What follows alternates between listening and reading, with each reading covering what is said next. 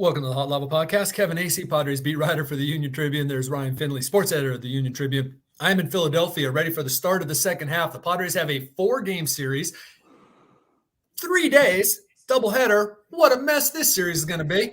But I feel like, Ryan, the Padres need to start over, but they also need to keep going, like from where they ended at the start or the end of the first half. So where do you want to start? Yeah, typical of this season, the Padres finally get a little bit of momentum going, take 2 or 3 from the Mets, sweep the Angels, and then they give everybody, 5 days off. And now they're back. I mean, to me, I think we start with a quick look back. Kevin, it seemed like everything was kind of coming together. You take 5 or 6 games from 2 pretty good teams. What were they doing the last 2 series that may be a sign of improvement going forward? Well, Manny Machado, cover your ears, but hitting with runners in scoring position, like at a 350 plus clip over whatever it is the past couple weeks. And, now they're only 4 points from overtaking the Oakland A's for 29th in the 30-team major leagues in runners in scoring position. Like everything was better. That's because they were hitting better in all situations. But look, were they playing with more urgency? They said they were. Again, hold your ears, Manny Machado. He doesn't like talking about those things. They scored enough to overcome a bullpen that has allowed at least 1 run in 14 straight games, multiple runs in 10 of those. They just played better. Manny Machado looked like he was on one of those tears that he goes on once or twice a season. So, that explains a lot. There we go. Right. He hits 3 home runs in 2 days? It was something like that. Yeah, he's got 8 RBIs in the last 4 games, or it's 13 of the Padres' 39 runs in July. It's what we would have expected sooner, not like this. Well, yeah, this for at least stretches. This is what he does. This is why you make that money. I always feel bad talking about money. Like they make what they make. You and I make what we make. That's kind of what society's willing to pay us. I got no problem with it. It makes it sound like I'm harping on the money. But when you make a certain amount, then that is what it's about to a certain extent. You are the guy that is supposed to carry the team at times. Same for Xander Bogaerts. Should be the same for Juan Soto. Fernando Tatis maybe isn't making that money, but that is the kind of contract he got. And you only asked about looking back, but that is whatever we want to break down about what needs to be better in the second half. It is the big 4. Right. Well, and that's where we're heading right now. Kevin, this is a team that has to continue hot. And, you're not playing the Pirates and the Reds here to start the second half of the season. You've got 4 against the Phillies, 3 against Toronto.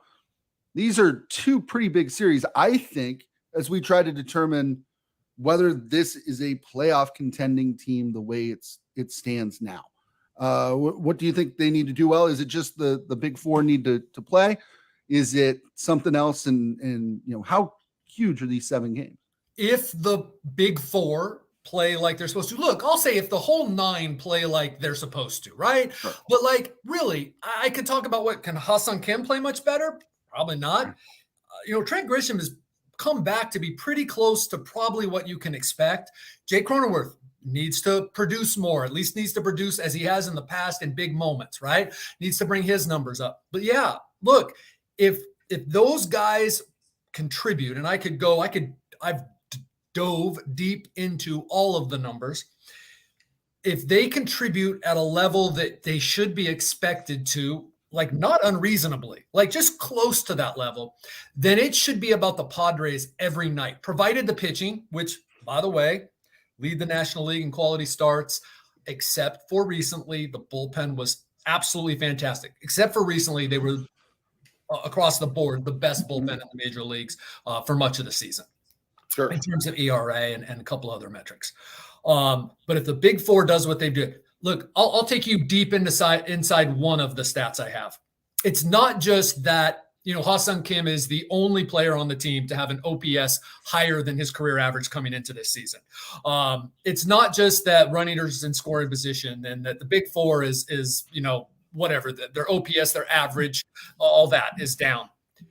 In Padres losses in which one member of the Big Four, at least one member, usually more, came up with as the tying or go-ahead run, or with the tying or go-ahead run on base. So what I'm saying is, in a game that they could easily have affected with a home run, oftentimes just with a single, okay, in one of the final 4 innings. And a lot of times these guys had 6 or 7 at-bats between them that had a chance to do this. Mm-hmm. In those losses, and there were 29 of them, which that happened at least once in the final 4 innings, they hit 169 collectively. Wow. Put me at 200 and you got 4 more wins. Right? Yeah. Like, right. Right. If they were just bad instead of terrible, they'd have 4 more wins. So that's the one that, like, that's why I keep the stats I keep, right? Like I spend hours a day doing my stats. So that when I'm like, gosh, it seems like these guys have had a chance. They're not coming up in, like, down 7-1. And let me tell you, the number of times 3 of them went down in order with a guy on second, it was like 4 or 5 times. Wow. Like, it was like, it's crazy. But guess what? In defense of AJ Preller, that's the team he beat. And those are the situations he envisioned. He envisioned, like, hey, so I have a center fielder who's going to save a lot of runs and maybe hit 204, right? Like, I have a first baseman who, you know what? They didn't know he's going to be like this. Jake Cronenworth, his first year as the first baseman, but, like, might be middle of the pack in terms of offensively as a first baseman. Ha-Seong Kim, this was the ceiling for him. But you know what? There's going to be so many times when these guys that we've built this team around have come up with the game on the line, and they're going to come through for us because that's what they do. And they haven't. Right. Kevin, Padres played 90 games. They're 43-47. We've talked about what it will take in terms of performance. What will it take in terms of wins for them to be in it on the final day of the season? So what I worked out the other day that, I'm going off 87, which is what the Phillies won last year. The Rays won 86 and made it in the American League, the first year of having 6 playoff teams in each league. So let's just say it's 87, right? They need to then obviously win 44 more games. And so what is that? 44 and 28. And there are hundreds of teams. It's like an average of since the start of 1961, the 162 game schedule, I believe, for the American League, and then the National League followed the next year. Hundreds of teams, an average of like 3 or 4 a year, right, have won at least 44 of their final 72 games. Okay. But only a dozen of those had a record as bad as the Padres at this time. So 1 every 5 years. 1 every 4 years has done it. So, like, the turnaround is my point that is going to be required here for these guys to go 16 over. Is that 44 and 28? Now, that should not be out of the question. The team that has played here, look, I'll even say, like, the team that has played a good portion since June 1st, right? That team, you should have no question, can go 16 over the final 72 games. That's not all we're talking about, though. And we're now talking about the bullpen's going to get back Robert Suarez pretty soon, presumably. Steven Wilson pretty soon, presumably. Probably Wilson before Suarez. Might get back Michael Wacha, might not. But let's say that, like, it takes a while for Suarez to get going, right? Let's say bullpens are up and down. Let's say somebody else starts to stink or continues to stink.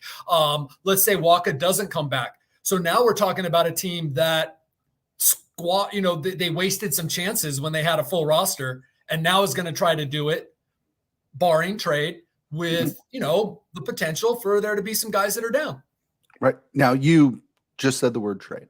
We've got, the next sort of big milestone in this season is the trade deadline. As it stands today, are they buyers or are they sellers in your mind? And what would have to happen between now and then for that to change? It would be real easy if they could go 8-2 on this trip, right? And then, or 2-8.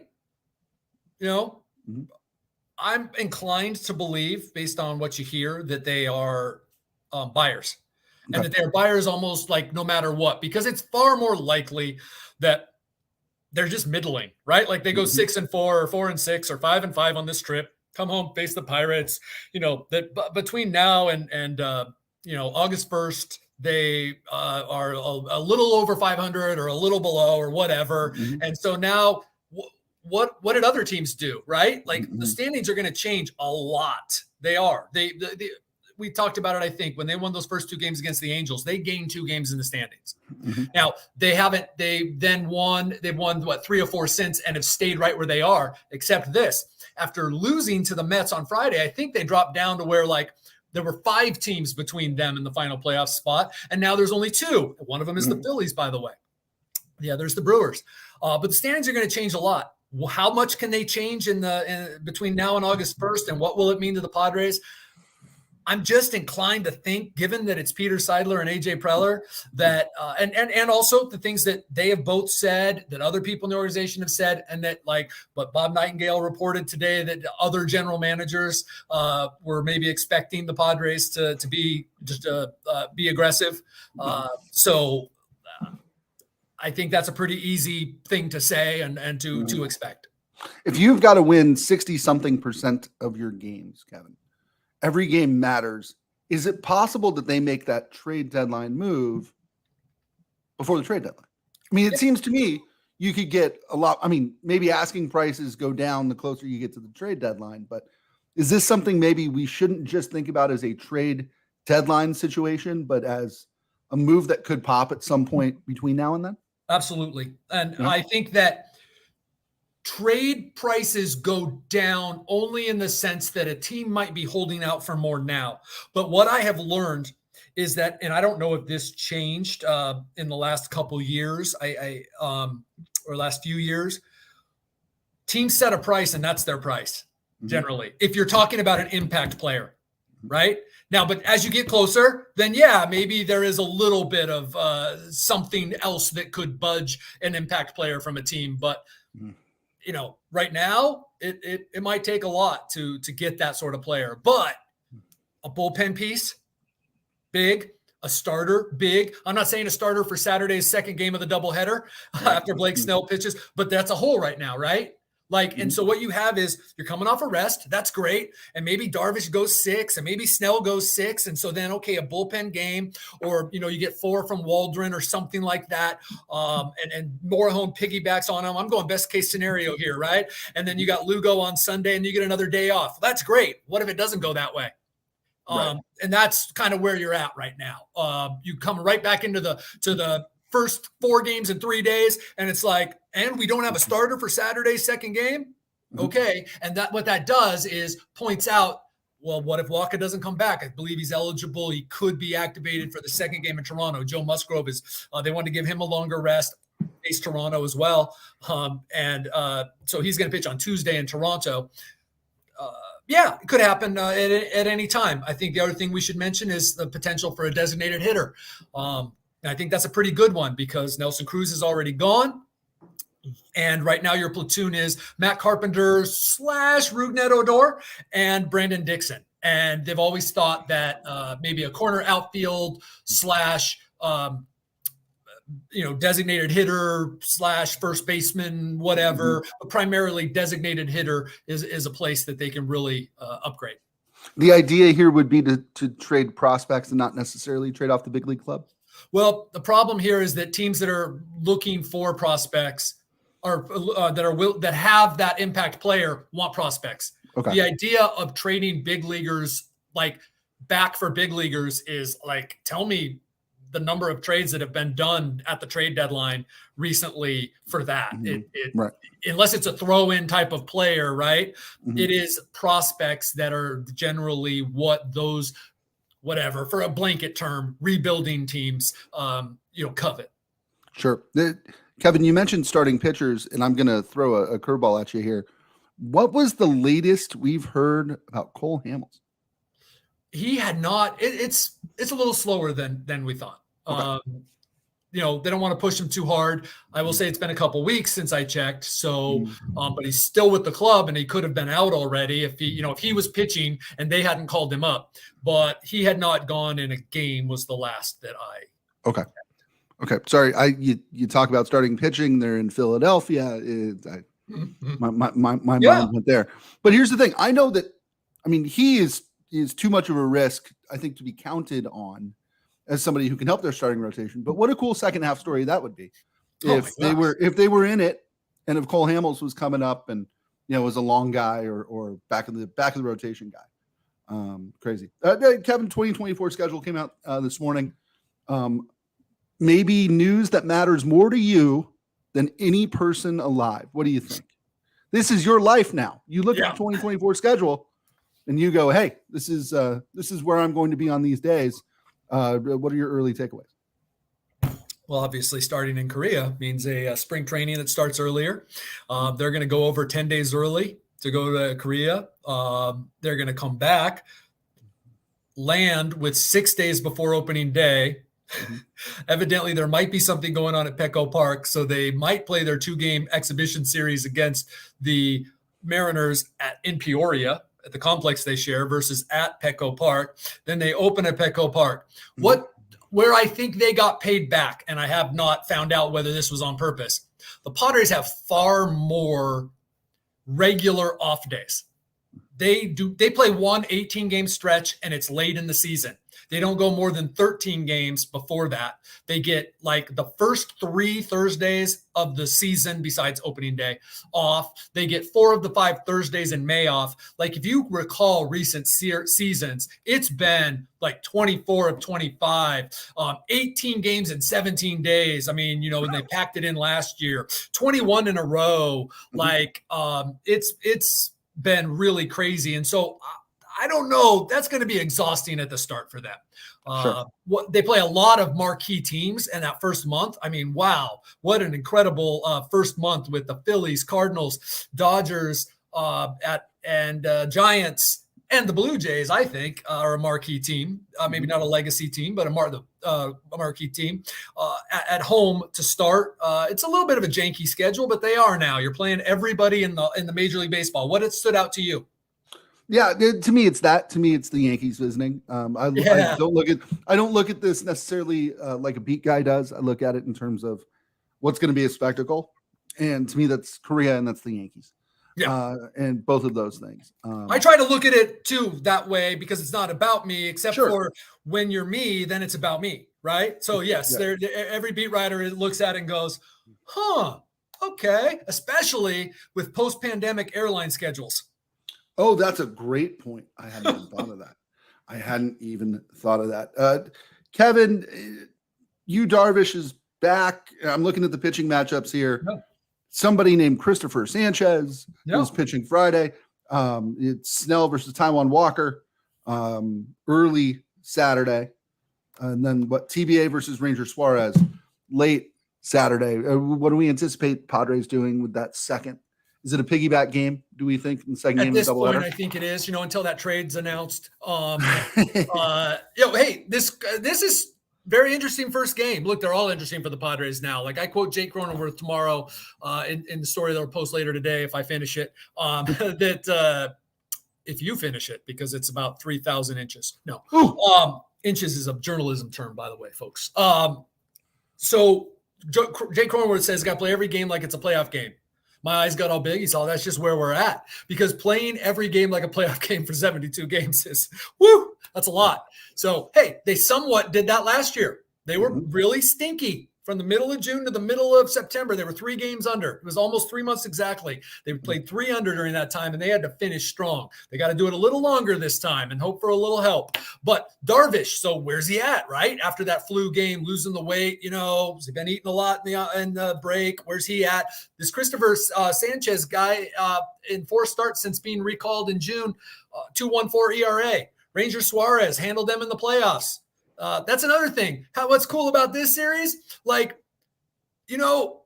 you cover or you watch, you're a fan of the Yankees, the Red Sox, teams that year after year have, these epic playoff battles, right? Like they recall during the regular season, like what guys did against them in the playoffs. And that's how it becomes a thing. And like, you can remember, oh man, Bryce Harper, whoa. And, now he won't be facing Robert Suarez, but, Ranger Suarez, he did really good, obviously, against the Padres in the NLCS. They face Zach Wheeler on Sunday. That's Lugo and Wheeler. Wheeler's having a little bit of a down year, but it's still Zach Wheeler. So I think this is the Phillies, they're kind of a middling team in terms of statistics, but they are incredibly hot. I don't know if you remember this. For a while, it was, the Padres and the Phillies and the Cardinals, they're the teams, and we expect them to do better, and they'll get better. Well, the only one of those that really has is the Phillies, who are 23-9 over their last 32 games. Okay, so they're obviously hitting a lot better, pitching somewhat better during that time. Their bullpen's a little better than their starters, but like they have turned it around. So this is This is a good series to start with. Who needed the All-Star break the most? The bullpen, the starters, and, I think Xander Bogaerts, who got that shot like 6 seconds after the final pitch, cortisone shot in his left wrist. I think Manny has been hurting in a lot of ways that we don't know about, just like regular kind of stuff, right? So I think that almost everybody needed it, but yeah, to the spirit of your question, I think the bullpen. Interesting. Kevin, we always go down some wormhole at the very end of our podcast here. This is a simple one. Doubleheaders. Your thoughts? Okay. Again, taking myself out of it, knowing that I'll be at the ballpark from 9 to 11 or so, and then come back and write the newsletter. Yeah, players don't like them, which is why there's not more of them. Teams are allowed to schedule one doubleheader a year. Okay. Or teams can play in one. So you couldn't like have your team schedule one and then you're also on the road for one. I don't believe. But when's the last time there was a scheduled one outside of the lockout year? Right. That's a great point. And then the pandemic year where you played 7 innings.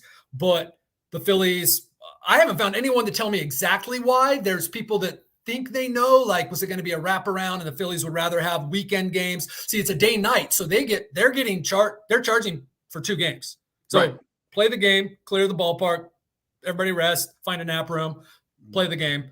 That's no skin off the Phillies' back. They got an afternoon game and a night game.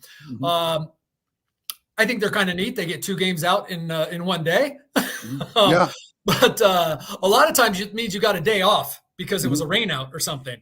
But this one is scheduled. It's been there, and it's a rough way to start for the Padres in the a quality opponent, 4 games in 3 days to start the second half. Absolutely. What do you think as a fan who, let's just say you were inclined to sit in front of your TV for the better part of 5 hours over a 12-hour period? I'm for it, but not all the time, man. Once a year is great. As somebody who was in the stands at Jack Murphy Stadium during a doubleheader when Roseanne Barr sang the national anthem, Kevin, I've always been a big fan of doubleheaders. I've covered enough doubleheaders in my previous life to know that they suck to cover. Do you know what was awesome? 7-inning doubleheaders. Now, not for, yes, if I put aside to the back of my brain that this messes everything up in terms of baseball and uniformity and it's not cool. And, someone's going to, a close game, who knows what would have happened in those final 2. And then the Madison Bumgarner no-hitter and whatever, right? Put that aside. Boom, game over. Loved it. Right. Loved it. 7 innings, play game 2 immediately after game 1. As a young reporter, I'm sure you did this. Come on. College softball doubleheader? Play that in like 47 minutes per game? It's great. It's you're right. As a fan, I like it. I wouldn't want to cover it, and that is why you were doing it, and that's great. That'll do it for this episode of the Hot Lava Podcast. Padres, Phillies, 4-game series starting 3:05 p.m. San Diego time on Friday. You've got a doubleheader at 10:05 and 4:05 on Saturday. And then Sunday they play at 10:35 in Philadelphia. For Kevin Acee, I'm Ryan Finley. We'll see you next time.